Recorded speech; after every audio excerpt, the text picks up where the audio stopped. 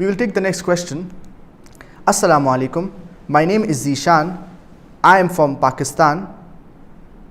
How can I control my anger? I am worried about this habit.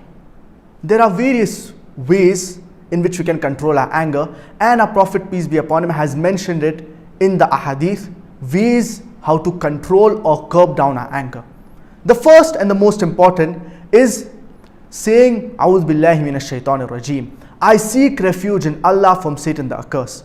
This is the first step that we need to do. So whenever we are angry, we should immediately say, A'udhu billahi minash shaitanir rajeem. I seek refuge in Allah from Satan the accursed. The second is that we should remain silent. Many a times when we get angry, we say things that we normally would not say. For example, we may use abusive language, we may use foul language, we may raise our voice in front of our elders, in front of our parents, etc. Our beloved Prophet Muhammad, peace be upon him, said that if you are angry, you should remain silent. The third is that you should change your position. And our beloved Prophet Muhammad, peace be upon him, said that if you are angry and you are standing, you should sit down. If you are sitting, you should lie down. So, if you are standing and you are angry, you should sit down. If yet you cannot control your anger, then you should lie down. And we have the example of Abu Dharr radiallahu anhu, wherein he was feeding his animals at a trough that he owned. And certain people, they came to this trough and they also started feeding their animals, which resulted in the trough of Abu Dharr radiallahu anhu to break. Abu Dharr radiallahu anhu, he was angry, but he immediately acted upon the teachings of our beloved Prophet Muhammad, peace be upon him, and he sat down. So the people around him, they asked that, why did you sit down? So Abu Dharr radiallahu anhu, he said that I was following the teachings of our beloved Prophet Muhammad, peace be upon him, wherein our beloved Prophet Muhammad, peace be upon him, said that if you get angry and you're standing, sit down. The fourth is, and this is a personal advice, is that you should leave that place. So for example, if you are having some argument with your brother in a room, so you should leave that room. Because you may say things, you may do things which you will regret later on. In the state of anger, in the fit of rage, a person, he says things which he normally would not use. He may use abusive language, he may use foul language, he may fight with the other person, to the extent he may even kill someone in the fit of rage, in the state of anger. And later on, he will regret it. But many a times the damage, it is irreversible. For example, if he kills someone, even if he regrets it later on, the person has already lost his life. So it is very important we control ourselves in the fit of rage. Control your anger, or your anger, it will control you. And being patient when you are angry saves 1,000 moments of regret later on.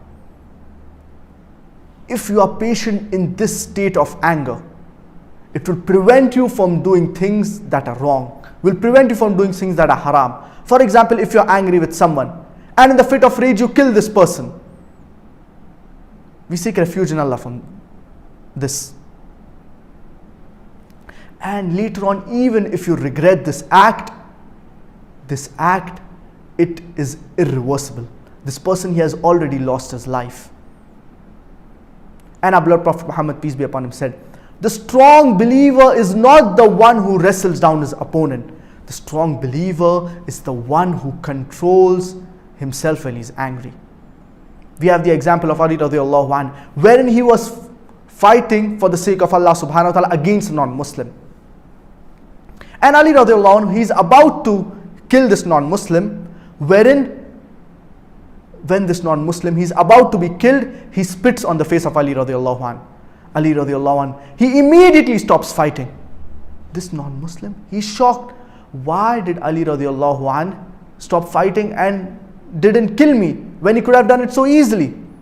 So Ali radiallahu anhu, he responds to this unbeliever, to this non-Muslim, and he says that before you spat on my face, I was fighting for the sake of Allah subhanahu wa ta'ala. But after you spat on my face, I would be fighting for a personal grudge. And I did not want people to say that I was fighting for a personal grudge.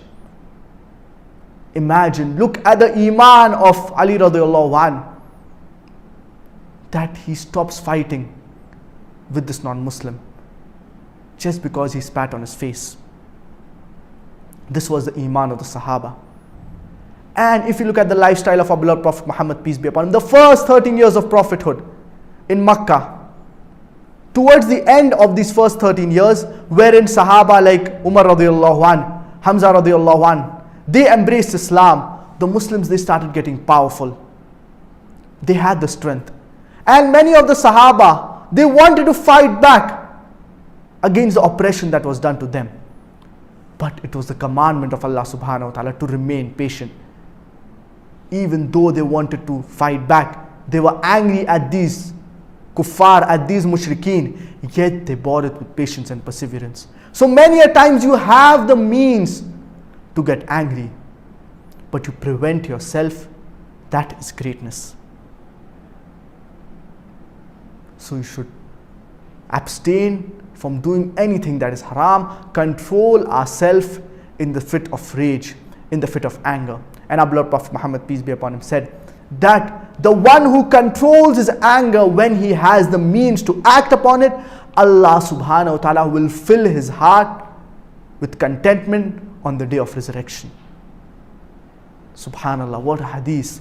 Imagine having contentment on the day of resurrection when people are in panic and they are scared about the questioning of Allah. We should always be patient, be calm when we are angry. And we should curb down our anger, follow the teachings of our beloved Prophet Muhammad, peace be upon him. And we should always remember, the true strength of a believer is not in wrestling down or fighting another believer, but it is in controlling yourself when you are in the fit of rage, when you are in the state of anger.